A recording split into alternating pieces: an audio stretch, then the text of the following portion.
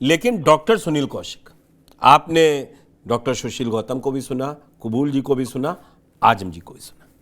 आजम जी का मैंने इसीलिए उनको ये कहा कि अखिलेश यादव बोलने को तैयार नहीं है, जो सारी चीज़ों पे ट्वीट करते हैं वो इस पे बोलने से बच रहे हैं। हालांकि मैंने साउंड बाइट अपनी रिपोर्ट में सुनवाई, आपने सुना, लेकिन मेरा मूल सवाल वही है, जब एक वर्ग है, एक समाज को दिया गया आरक्षण, उसमें भाई क्लासिफिकेशन क्यों नहीं होगा? ना तो क्रीमी लेयर लग रही है, ना तो उनके ऊपर और कोई ये पाबंदी है कि 3 पीढ़ी पा चुकी है अब नहीं मिलेगा, तो फिर एक ही लोग पाते चले जाएंगे, तो फिर नीचे वाला तो और दबा कुचला। और आरक्षण के इन लोगों को, SC ST को कमजोर थे, इसीलिए कहा गया है इनकी जातियां भी केंद्र तय करके राष्ट्रपति की 341 की सूची में डाल दिया गया। उसके तहत आप ऐसा नहीं कर सकते कि और इस फैसले का स्वागत करना चाहिए, मैं तो कहता हूं। नहीं देखो चौहान साहब, राजनीतिक बातें तो राजनीतिक लोग करेंगे ही। क्या जो माननीय उच्चतम न्यायालय का फैसला आया है और जो लोग जैसे सुशील गौतम जी उसका विरोध कर रहे हैं, या तमाम जैसे कांग्रेस के वरिष्ठ नेता उदित राज ने भी विरोध किया है इस बात का, क्या वो उनके भाई नहीं है? क्या जिस आधार पर आपने अपनी मांग की, उस आधार पर आप तो आगे बढ़ गए और आपके भाई पीछे रह गए? और अब आपके भाई बराबर पे कैसे खड़े हों? यदि इस आधार पर आदेश आया तो पेट में दर्द क्यों होने लगा? पेट में दर्द इसलिए होने लगा कि जो 2% से ज्यादा है वो आंदोलन भी कर लेंगे, अब वो राजनीति बात भी कर लेंगे, लेकिन जो 0% में है वो कुछ नहीं करेंगे। वो उनके साथ अत्याचार नहीं हुआ भाई, वो वही हुआ ना। मैं आता जो मेरे दूसरा राउंड शुरू होता है उसको कबूल अहमद ने खोला है हाँ। कि पिछड़ी और अति पिछड़ी नहीं, मैं वही अब मुझे ये बताइए कि सिर्फ यादव लोग ही पाते रहेंगे रिजर्वेशन क्या? नहीं, सबसे महत्वपूर्ण इस सब पर चर्चा करने से पहले रोहिणी आयोग की रिपोर्ट आई है। हाँ बिल्कुल, OBC पे आई है।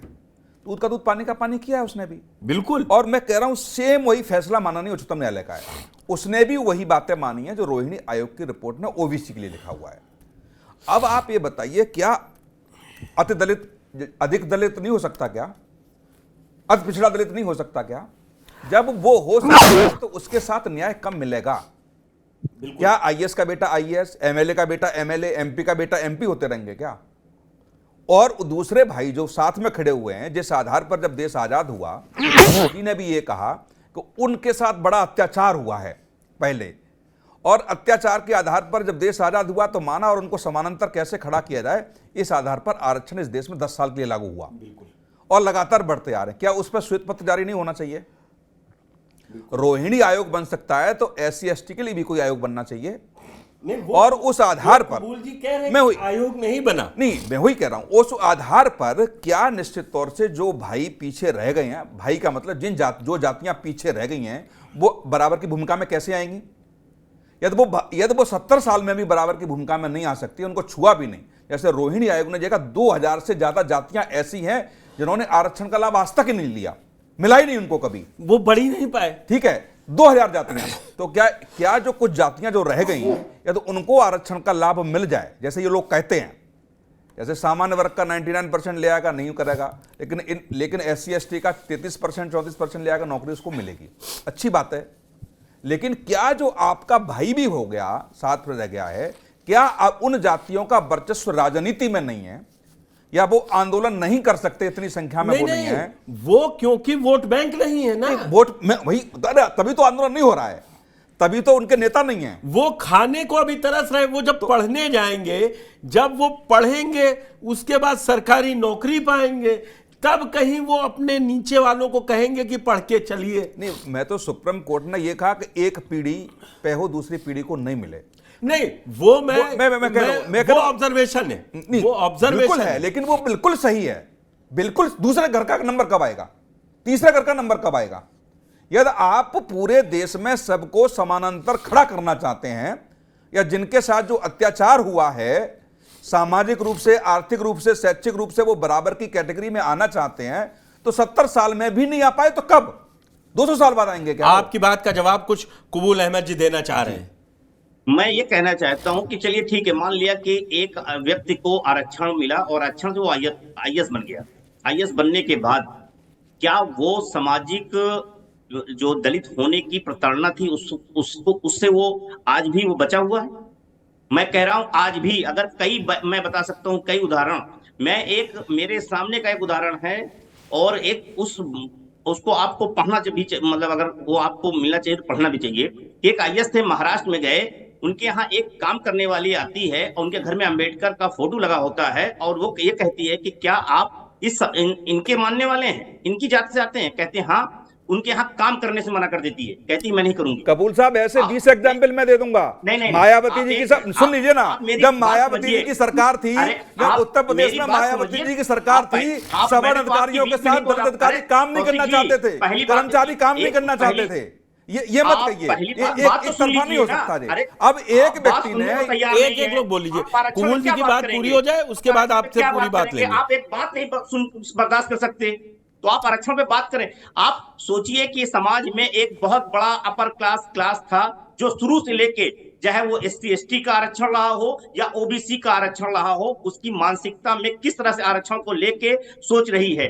इसका बात यहाँ पे ये बात नहीं है। मेरा कहने का मतलब है कि आज भी समाज में बहुत सारा ऐसा है। क्यों आरएसएस को बार बार कहना पड़ता है कि आरक्षण तब तक रहना चाहिए जब तक समाज में सामाजिक भेदभाव। आरएसएस इस देश में आरक्षण नहीं तय करता है, तय करती है संसद। उसके बाद वो इस देश की राजनीतिक दशा और दिशा तय कर रहा है। कैसे आपने कह देंगे? मैं ये कह रहा हूं, फिर वही बात है, ये 6-1 से आया फैसला पलट जाएगा क्या आरएसएस के कहने से? बात कह रहे हैं, एक मिनट, आज चंद्रशेखर ये बात कह रहे हैं, तमाम दलित राजनीति क्योंकि वो जाटव की राजनीति करते हैं, इसलिए कह रहे हैं। किसी और दलित ने आके बाहर का। आप ये क्या मुझे बता सकते हैं कि सबसे, एक मिनट, दलितों में वाल्मीकि है, उत्तर प्रदेश में 13 लाख, वो पूरी उनकी जनसंख्या के आधार पर 13 से 14 लाख है। क्या उनका आरक्षण में उनका जो परसेंटेज है उत्तर, एक मिनट सुन लीजिए उसका। मैं तो सुनिए, मैं कहां बोला? हाँ, तो जो उनकी आबादी है वो 13 से 14 लाख है, महज 1% से बहुत भी कम है। लेकिन उनका जो सरकारी नौकरी में प्रतिनिधित्व है मालूम कितना है? वाल्मीकि का 13%। यानी कि उनकी आबादी से कई गुना ज्यादा उनका प्रतिनिधित्व है। तो इस तरह ऐसा नहीं है। नहीं, एक आपकी बात मैं समझ गया, मेरा सवाल भी तो ले लीजिए। हाँ बताइए। आप कह रहे हैं वर्गीकरण होने ही नहीं चाहिए। निश्चित तौर पे आप देखिए, क्यों? देखिए, वर्गीकरण से नगीना सांसद और मायावती को क्यों दर्द है? क्योंकि जाटव गैर जाटव की राजनीति शुरू हो जाएगी। क्या अभी जाटो गैर जाटो की राजनीति नहीं है क्या? राजनीति से उनका, एक मिनट, राजनीति में सरकारें राजनीति नहीं देखती है कबूल जी। जब कोर्ट फैसला करता है तो उनका आधार देखता है। सुशील गौतम, नहीं देखो, 93 से लेके अब तक गैर जाटों की पॉलिटिक्स होती रही है, उत्तर प्रदेश में होती रही है। और यही वजह है कि 2002 में राजनाथ सिंह को एक में कमेटी बनानी पड़ी ताकि आरक्षण को बांट के। अरे रोहिणी आयोग भी है, आपने जो बताया हुकुम सिंह न्याय सामाजिक समिति। एक मिनट रुक जाइए, डॉक्टर सुशील गौतम को इन करता हूं मैं, रुकिए। डॉक्टर सुशील गौतम, आप ये चाहते ही नहीं है कि उठे, इसमें सीधे आप विभाजन ही देख लेंगे। और अभी तो किसी सरकार ने कोई फैसला दिया नहीं है, विरोध भी वहां पे कीजिए ना। जब आंकड़े रखे तब आपके पास मौका है कि ये आंकड़े गलत जा रहे हैं। जब वो दे किस आधार, 100% तो दे नहीं रहे। दूसरी जातियां दलित की कब ऊपर उठेंगी जाटव के अलावा? सर, आपने जो ये दलित वर्ड बोला है, यही दलितों की पहचान है, यही यूनिटी का वर्ड है। और इसी वर्ड से इस पूरे देश में इसी वर्ड को तोड़ने के लिए राजनीति, ये साजिश है। और मैं सर ये इस बात से इंकार नहीं कर। सर सुनिए, हाँ, सुनिए, अगर आप मुझे कोई ऐसी जगह बता दें कि जब से ये देश आजाद हुआ है, वाल्मीकि समाज या और जो सफाई का काम कम्युनिटियां करती हैं, महर जातियां करती हैं महाराष्ट्र में, और जो सफाई काम करती हैं, उनकी आज भी स्थिति देखिए।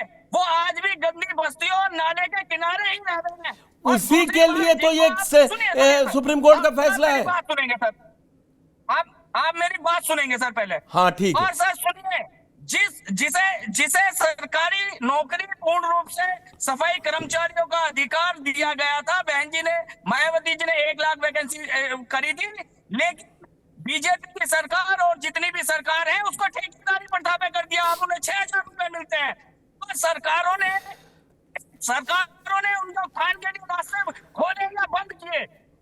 और जिस तरीके से प्राइवेट सेक्टर को बढ़ाया जा रहा है सर, ये कोटा कर इस समाज को, जो दलित आइडेंटिटी है, इस शब्द को ही ये खत्म करना चाहते हैं, इसकी यूनिटी को खत्म करना चाहते हैं। डॉक्टर सुशील गौतम, और मुझे जो- ये नहीं समझ और में- मैं सर, सुनिए सर, जो सुप्रीम कोर्ट बोलता है सर, समय समय पर ऐसे डिसीजन वो देते रहे हैं। 13 पॉइंट रोस्टर पे भी यही डिसीजन था, SC/ST एक्ट पे भी यही डिसीजन था। और सर, मैं इसको मनु का उच्च कोटा कहने से इनकार नहीं करूंगा, जो ये ऐसे डिसीजन देते रहेंगे समाज को तोड़ने के लिए। ये सर मनु का उच्च कोटा है। राजस्थान के हाई कोर्ट के अंदर भी आज भी मनु की जो मूर्तियां लगी हुई है, वो इसका प्रमाण है। आज तक ये क्यों नहीं तोड़ पाए हैं उसको, आज तक क्यों नहीं हटा पाए हैं? संसद से बाबा साहब अम्बेडकर जो संविधान के रचयिता है, उनकी मूर्ति को हटा दिया गया। तो इस देश में, और RSS बीजेपी ये चाहती रही है, और पिछले इलेक्शन में भी इनके सांसद जो चुनावों में इलेक्शन लड़ने आए थे, वो कह रहे थे हम रिजर्वेशन को खत्म कर देंगे और इस संविधान को खत्म कर देंगे। इस बात का सबूत ये है कि अब बैकडोर से जो इनके लोग बैठे हैं कोर्टों में, वो इनसे ये काम करवा रहे हैं। अब एक डाटा बताता हूं आपको। किसी भी थाने में आप जाइए, अगर SC/ST कोई केस करवाता है और उसके साथ अत्याचार हुआ है, तो आजकल थानों में, खासकर यूपी के अंदर बता रहा हूं मैं सर, थाना अध्यक्ष ये करवाता है कि अपर कास्ट से ये बुलवाता है और एक एप्लीकेशन लिखवाता है